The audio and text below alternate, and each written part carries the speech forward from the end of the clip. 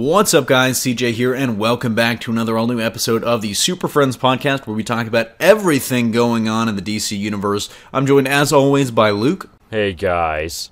And Tim. How's it going, everyone? This comes to us from Jeremy Conrad, a.k.a. Manabyte, who you might have seen on Twitter earlier, spreading some information about Deadpool 2 that might not be what you thought it was going to be. Anyways, he is coming up with a lot of scoops recently, and he claims, he's claiming on his blog, which I'm sure we'll link somewhere, that Warner Brothers is considering a Hawkman and Hawkgirl movie. And this, according to him, would be in the DCEU.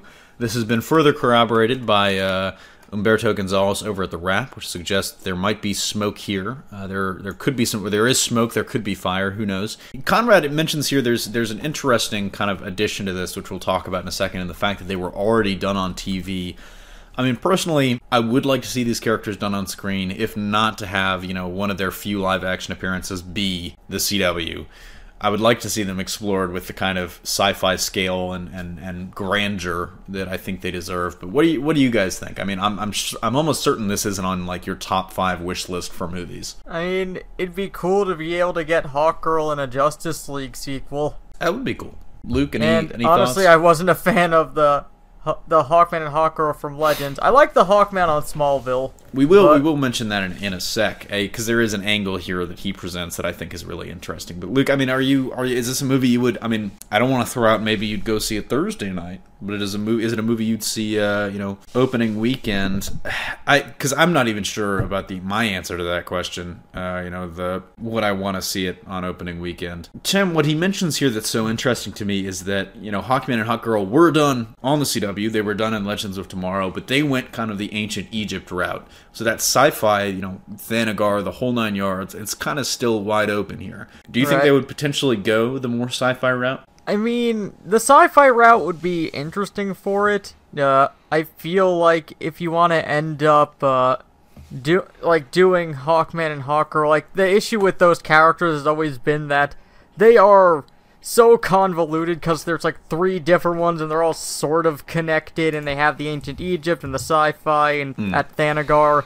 So honestly, if they could find a way to streamline like all their origins into one thing, that'd probably be the best option. Exactly. I mean, I feel like they could tie them together, especially, so your 2 options I think are do sci-fi and tie it into like things like Green Lantern Corps and Superman to a certain extent, because if I'm not mistaken, they were mentioned in the Man of Steel prequel comic. Or Thanagar was, not Hawkgirl and Hawkman. Thanagar was mentioned in the Man of Steel prequel comic. So either you go more sci-fi side and tie it into some of those other movies, or you go maybe the ancient side and tie it into movies like, Shazam, or wherever Black Adam's going to show up. So there's definitely some options there that they could explore. Really interesting possibility here. It's one of those things where I don't know that I'm necessarily, I would it's not that I wouldn't be excited for this movie, because obviously I do want to see these characters on screen, but it's one of those things where I'm kind of like, I'm more motivated by the fact that I don't want, I want them to be done justice, if that makes sense. And I think, the CW only kind of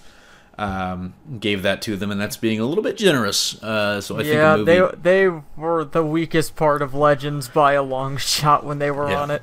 Yeah, I believe they definitely won some of our negative awards at the the Comic Awards, as they were then called. I'm going to be really interested to see how it kind of pans out personally.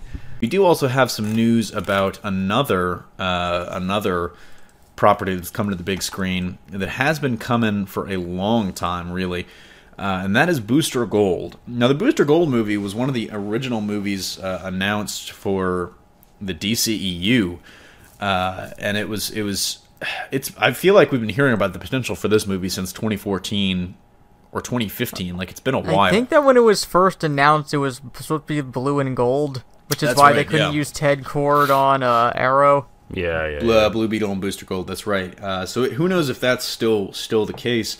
But we do have an upgrade on that film. We've gone to the next level of that rumor. The next stage of Booster Gold's evolution. No. We had rumor 1, now we're at rumor 2. Exactly. The next phase of the evolution. Exactly. So we do have an update here, straight from Greg Berlanti himself, who, as you'll remember, was attached to script the project and potentially direct it. He'd expressed interest in that. So this comes to us by way of The Wrap, who reached out to Berlanti. And I'm just going to read Berlanti's quote here. It's still in development with DC.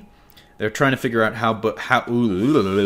sorry, let me restart that. It's still in development with DC. They're trying to figure out both the distance that we still have to travel and how we want to execute it. Another factor was how it's going to fit in their greater landscape. That's really on them. They're still kind of determining their order of business on that end. So it's really interesting. It kind of is in an interesting spot. He does confirm that they had a draft that Berlanti himself liked.